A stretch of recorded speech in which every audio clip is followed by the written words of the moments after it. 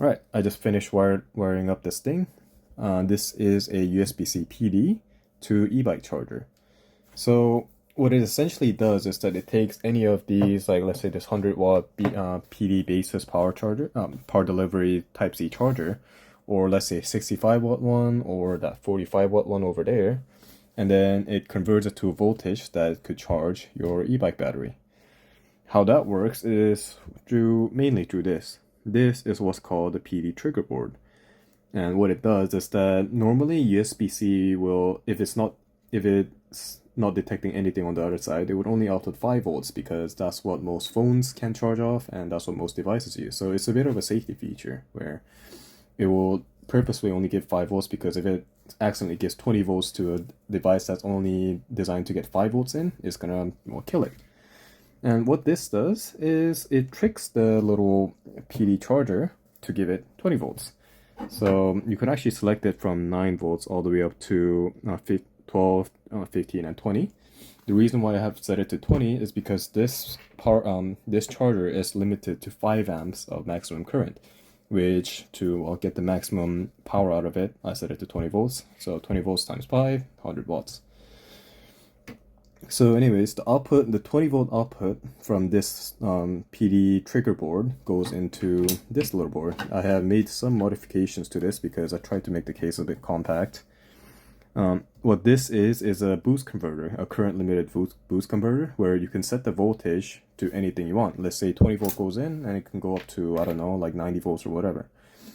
And you can also current limit it, so where normally in a boost converter, it will just give as much power as whatever device you're plugging in needs until, well, it either burns out or overheats. What this can do is that it limits the current. So let's say if I were to plug this in, my battery will just try to draw as much power as it can from the thing, and this little PD guy here will just trigger an overcurrent. It will just go into overcurrent protection mode because it cannot provide that much power. So I've set this to 2 amps, where it won't trigger the OCP protection mode yet. However, I do have a slight problem with that. Anyways, so yeah, it goes into this. So from 20 volt goes in, 54.6 volt goes out at 2 amps, and it goes to your plug. And you can actually set this to whatever voltage you need. Let's say you have a 36 volt battery, you'll set it accordingly. Or if you have a 72 volt battery, you'll set it accordingly as well. Going to here, you'll see that there's two of these wires going out of the trigger board. Those go to this little voltage and current meter and to this cooling fan. So this thing just tells me what the battery voltage is at and how much current it's drawing, and this thing is to help cool it, because these things do get pretty hot, and especially if it's an enclosure like this, there's a high chance it's gonna overheat and probably melt this plastic. I am having a slight problem with it right now, where this thing can output 100 watts, but it doesn't like to output it immediately. And this trigger board is not very smart, where it might output 50 watts and then slowly ramp it up to 100 watts. This thing just takes all the full beans. So what I need is a NTC current limiting component. I forgot the exact name of it. But what it does is essentially it's a resistor that is dependent on temperature. So when it starts, it will be at high resistance, so it won't this whole circuit won't be able to draw as much power. But as it heats up, the resistance slowly goes closer and closer to 0. Of course, it's not going to go to 0, but it's going to get pretty close to that. So I'm going to have a little bit of a loss, but it's okay. And anyways, the resistance is going to get lower and lower until this thing starts drawing the full 100 watts. I am missing that part right now, which makes it so if I plug this in and try to charge a battery off it, it will just trigger OCP on that PD charger over there, and I won't be able to get any charge out of it. So without that part, I'll have to limit this to about like 50, 60, maybe 70 watts. But with that part coming in, which is coming, well, it's getting delivered from like somewhere. I don't know how long it's going to take, but yeah. With that thing getting delivered, I'll be able to use that full 100 watts and charge my e-bike pretty fast. Honestly, 1 amp is okay. Like, it's good enough, but like especially because I'm not gonna use this as a main charger. It's just something I'm just gonna carry around every day, just so that in case I need to charge, I can just like plug it in. Especially because I don't know if this is the same for everyone, but I always carry around the charger, and I always carry that thing around. And I was like, hey, like I don't want to carry this giant like fucking charger around. This thing is actually 2 amps, so this thing is the same as this thing. Well, technically this thing plus that thing, but I don't need to carry this thing around, and I can just have this little box here, in my bag, and oh, that's all I need to charge my e-bike. So, right now it's working, but not to its full potential. I'll have to put the NTC current limiter part somewhere here. Because it heats up a bit, I'm gonna need to like somewhat isolate it, because if not, then it's just gonna if I don't isolate it, it's probably gonna I don't know if it gets hot enough to melt solder, but I'm not about to fuck around and find out. But yeah, I'm probably just gonna put it maybe somewhere here. I don't know, maybe right under airflow, or maybe I do have a little bit of space here that I can put it. But I'll probably cover it in some like aluminum tape to act as a bit of a heat shielding. I'll put this all together and then show you the end result. Alright, it's all in together, and here you can actually see some of the, well, oh shit, I might have fucked up. I was supposed to put this in the other way. Oh well, whatever. Anyways, here you'll see just how compact it is, because you might think that there's a lot of space over here or like space down here, but like once this thing goes on, it's fucking tight. Like this thing just barely wants to go on. Come on, get in there. There you go. So this is the whole thing. So Type-C input right here, and whatever. This is a Waypoint SF12 connector, I think, SF14 connector out there, charging connector. You can actually have this as a cable, but I prefer it this way. And you can see some of the vent holes there and here. I actually meant to put this the other way around, where I was actually supposed to put the voltage regulator the flip side, because I wanted this to be up here and reading towards here. So because this is going to be charged into your plugged into your bike or your battery, and then it's easier to read it like this than have to you know, kind of like tilt your head up like that. So yeah, if I connect the Type-C charger over here, you can see everything spins to life. 54.6 volts on the output, fans nicely spinning up and cooling the insides, and theoretically this is all you need to charge. The fan's actually using 2 watts, which is kind of crazy, and probably the screen as well. And I'll probably like once the NTC part comes in, I'll probably coat this whole thing in epoxy or something, just so that it doesn't rattle around.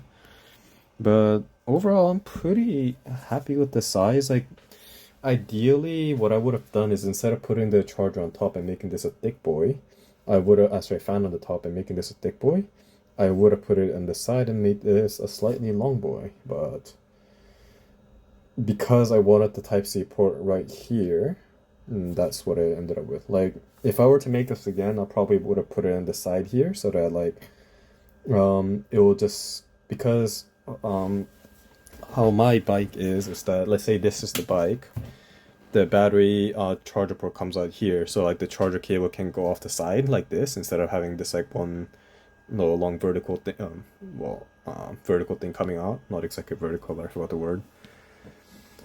But I mean, it works, and yeah, I cannot be bothered. Would probably, and also because of the way that this thing is designed, like the airflow would have been terrible anyways. But I shall do a little test of the charging capabilities. I'll have to set the current down way low, just so that I don't trigger OCP. But yeah, I'll do a little test. Alright, this is another battery that I took. This is actually from my sister's bike that I built for her. and we'll see it in action. I forgot to fucking set the max current to like 1 amps, so like this is gonna trigger the OCP, but you guys go like, I'll at least be able to see what it looks like. So type C goes in there, and then if we plug it in, yep.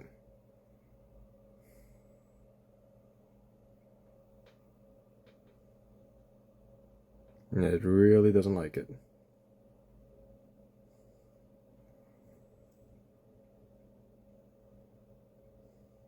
Not sure. You know what? I kind of want to see if this will fix itself. Just plug it all the way in. It's probably not good for a fucking charger. Yeah, you know what? I need some way to secure that. I actually just taped it in with fucking electrical tape just because I do not want to make any permanent gluing in. But yeah, I'll take it off and do the current adjustment. Oh man, fuck. I did the whole thing again, rewired the entire thing. Now it looks accurate, so plug it in here. And now you got your voltage and amp reading. So I've set the current to about 0.6 amps, and that seems to be about the limit where it will start charging on its own. So if I just plug this in over yonder, give me a second.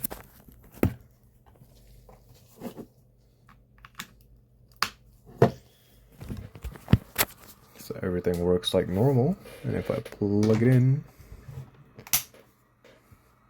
you can see, oh well, I guess the pot must have moved around a bit, but now it's charging at half an amp.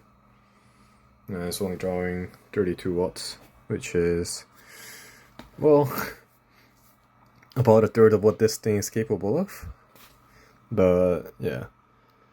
Anyways, it works okay. There's some decent airflow coming out of here and out of the bottom. I mean, the thing that needs cooling the most is actually over here, because that's where the VRM, well, MOSFETs are, and also the Type-C PD converter, which doesn't strictly need cooling, but it is also nice to keep stuff going on. Now, it's all wired up, and it works. Slowly charging this battery up. No, it did bump up to 0.6 watts. Yeah, 0.6 amps.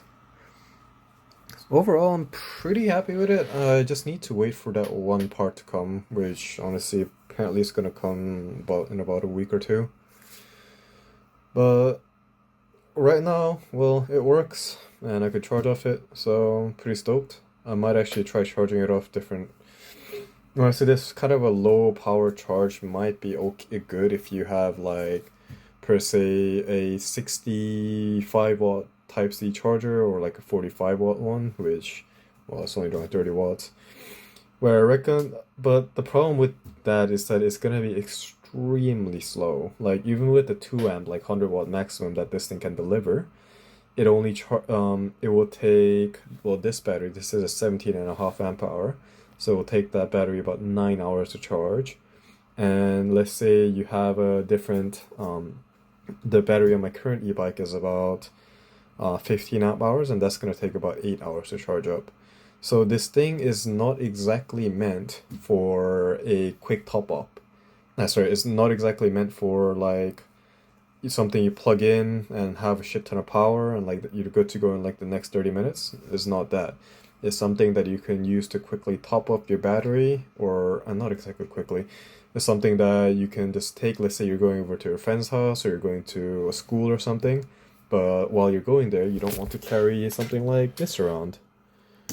You just shove this in your bag and a Type-C charger, and now you're good to go. You've got, let's say, an average school duration is about 6 hours. You can get 12 amp hours of charge into that, so that's, I reckon, it's pretty decent.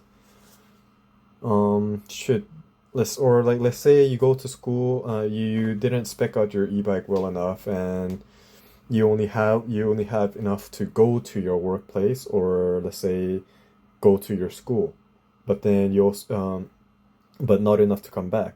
what you can do is you can use this to charge, and then while after your, let's say, work is done or your school, your day in school is over, now you have enough or maybe even more than enough to come back home and then charge it up again with your proper charger. So overall, pretty happy with it. It's not a bad system. And yeah, that's it. Thank you.